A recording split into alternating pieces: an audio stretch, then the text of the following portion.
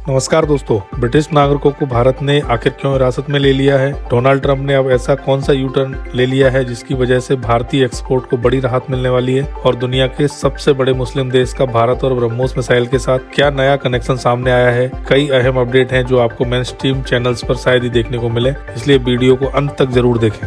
सबसे पहले बात करते हैं भारत अमेरिका अपडेट पर। जैसा कि पहले भी बताया गया था कि डोनाल्ड ट्रंप ने सभी प्रोडक्ट्स पर रेसिप्रोकल टैरिफ लागू नहीं किए थे। Pharma, drugs, medicine, semiconductors, electronics, rare earth minerals, chemical, defence equipment और एम्यूनेशन जैसी कई चीजें पहले ही इस कैटेगरी से बाहर थी, लेकिन दिक्कत यह हुई कि रोजमर्रा में इस्तेमाल होने वाली ग्रोसरी, फूड प्रोडक्ट्स, फार्मा और एग्रीकल्चर आइटम्स भारी टैरिफ के दायरे में आ गए। नतीजा, अमेरिका में इन चीजों की कीमतें इतनी बढ़ गईं कि जनता में साफ गुस्सा दिखने लगा। मेयर चुनाव के बाद आए सर्वे बताते हैं कि ट्रंप की अप्रूवल रेटिंग भी गिर रही है। इसी दबाव के चलते अब ट्रंप ने 200 से भी ज्यादा आइटम्स की एक नई लिस्ट जारी कर दी है जिन्हें रेसिप्रोकल टैरिफ से बाहर कर दिया गया है। आपकी स्क्रीन पर आर्टिकल का स्क्रीनशॉट आपके रेफरेंस के लिए है। रिपोर्ट्स के मुताबिक fresh fruits, vegetables, processed food, चाय, कॉफी, मसाले, nuts, dry fruits, beef, meat product और फर्टिलाइजर, इन सभी को पुरानी नॉर्मल ड्यूटी में वापस रखा जाएगा। इसमें कई ऐसी कैटेगरी हैं जिन्हें भारत अमेरिका को एक्सपोर्ट करता था,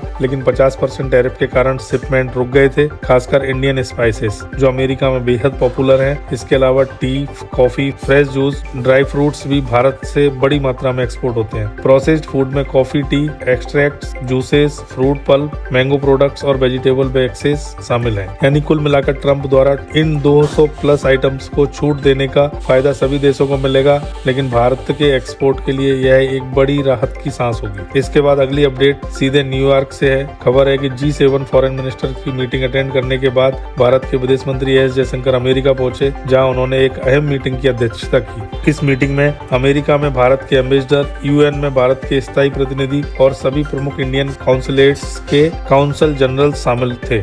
मुद्दा था नए डोनाल्ड ट्रंप प्रशासन के साथ कैसे तालमेल बनाया जाए और आने वाले समय में किस नई रणनीति के साथ काम करना चाहिए। जो ग्रुप फोटो आप देख रहे हैं वह मीटिंग के बाद क्लिक की गई। माना जा रहा है कि भारत सरकार ट्रंप प्रशासन को लेकर एक बिल्कुल फ्रेश और स्ट्रक्चर्ड अप्रोच तैयार कर रही है, जिसे जयशंकर सर ने खुद जाकर सभी अधिकारियों को समझाया है। नेक्स्ट अपडेट भारत, नेपाल और ब्रिटेन से जुड़ी है। आपकी स्क्रीन पर जो आर्टिकल दिख रहा है उसी के मुताबिक सशस्त्र सीमा बल और उत्तर प्रदेश पुलिस ने 2 ब्रिटिश नेशनल्स को गिरफ्तार किया है जो नेपाल से गैर कानूनी तरीके से भारत में दाखिल हुए थे। दोनों डॉक्टर बताए जा रहे हैं। एक का नाम है हसन अम्मान सलीम जो पाकिस्तानी ओरिजिन का है। दूसरी महिला डॉक्टर का नाम है सुमित्रा शकील ओलिविया। दोनों मुस्लिम बताए जा रहे हैं। उनके पास ब्रिटिश पासपोर्ट मिला है, लेकिन भारत का वैध वीजा नहीं था और यह इंडिया नेपाल बॉर्डर पार कर अवैध तरीके से देश में घुसे थे। हैरानी की बात है कि दिल्ली ब्लास्ट के बाद भी लोग इतनी आसानी से भारत की सीमा में घुस रहे हैं। उम्मीद है कि नेपाल बॉर्डर की सुरक्षा और मजबूत की जाए। इन दोनों से पूछताछ चल रही है ताकि पता लगाया जा सके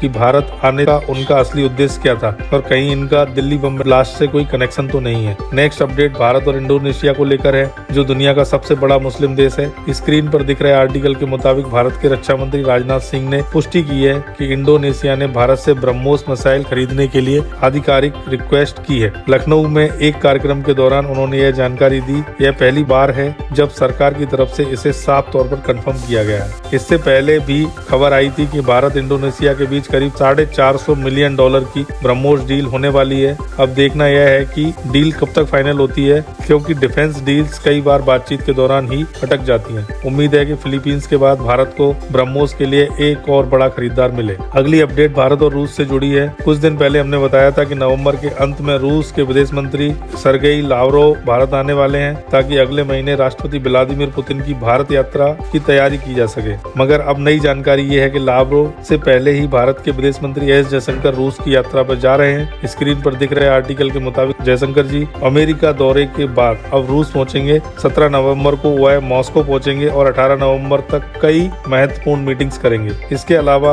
वह रूस में 2 नए भारतीय कॉन्सुलेट कजान और एकातेरिनबर्ग का उद्घाटन भी करेंगे। 22 नवंबर को जयशंकर जी प्रधानमंत्री मोदी के साथ दक्षिण अफ्रीका में होने वाली G20 समिट में शामिल होंगे, लेकिन अगर आखिरी समय पर प्रधानमंत्री मोदी आसियान समिट की तरह इस यात्रा को भी स्किप करते हैं तो भारत का प्रतिनिधित्व जयशंकर जी ही करेंगे। नेक्स्ट अपडेट भारत के एजुकेशन सिस्टम से जुड़ी है। स्क्रीन पर दिख रहे आर्टिकल के मुताबिक अगले एकेडमिक सेशन 2026-27 से तीसरी क्लास और उससे ऊपर के स्टूडेंट को आर्टिफिशियल आर्टिफिशियल इंटेलिजेंस की शिक्षा दी जाएगी। तीसरी क्लास का बच्चा लगभग 8 साल का होता है, यानी भारत अब 8 साल के बच्चों को भी AI की बेसिक कॉन्सेप्ट पढ़ाएगा। मिनिस्ट्री ऑफ एजुकेशन, NCERT और CBSE मिलकर टीचर्स के लिए कई पायलट प्रोजेक्ट्स शुरू कर चुके हैं, जहां शिक्षकों को AI tools, AI based platform की ट्रेनिंग दी जा रही है। सिर्फ टीचिंग ही नहीं बल्कि स्कूलों के एडमिनिस्ट्रेटिव कामों में भी AI टूल्स को अपनाने की तैयारी चल रही है। इनिशिएटिव अच्छा है, लेकिन बड़ा सवाल यही है कि 8 साल के बच्चों को AI पढ़ाना सही कदम है, हाँ या नहीं? अपनी राय कमेंट में लिखें। नेक्स्ट अपडेट आ रही है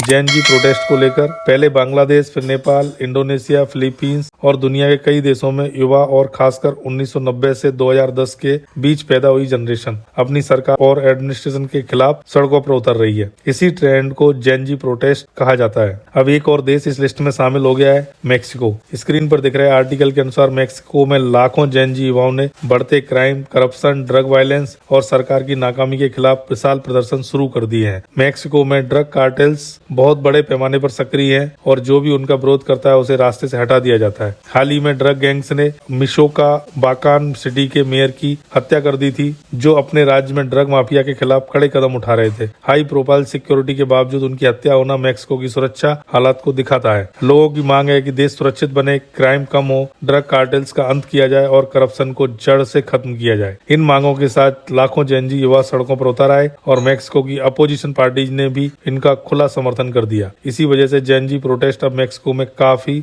बड़े स्तर पर फैल चुका है। तो दोस्तों, हर दिन दुनिया में कुछ ना कुछ बड़ा बदलाव हो रहा है। कहीं नई दोस्ती बन रही है तो कहीं पुराना रिश्ता टूट रहा है। कोई देश अपनी पॉलिसी बदल रहा है तो कोई अपनी ताकत दिखाने में लगा हुआ है। इन सब के बीच भारत भी अब इस खेल का हिस्सा नहीं बल्कि गेम चेंजर बन चुका है। हर नई डील, हर नई मीटिंग, हर स्ट्रेटेजिक मूव में भारत का प्रभाव और बढ़ रहा है। यही असली मकसद है हमारे चैनल RK न्यूज स्टूडियो का, आप तक पहुंचाना वो खबरें जो सिर्फ सुर्खियां नहीं बल्कि भारत की वैश्विक ताकत की असली तस्वीर दिखाती है। यहाँ हम बात करते हैं जियोपॉलिटिक्स की गहराई की, डिफेंस की मजबूती की और उन फैसलों की जो भारत के कल को आकार दे रहे हैं। हम किसी एजेंडा के लिए नहीं बल्कि सच्चाई और समझदारी के साथ हर अपडेट को विश्लेषण करते हैं। अगर आप चाहते हैं कि भारत से जुड़ी हर बड़ी खबर सबसे पहले और सबसे सटीक रूप से आप तक पहुंचे तो इस वीडियो को लाइक करें और RK न्यूज स्टूडियो को सब्सक्राइब करके बेल नोटिफिकेशन ऑन करना मत भूलिए। आपका एक क्लिक सिर्फ सपोर्ट नहीं बल्कि हमारे इस मिशन में आपका साथ है, जिसका नाम है भारत को समझना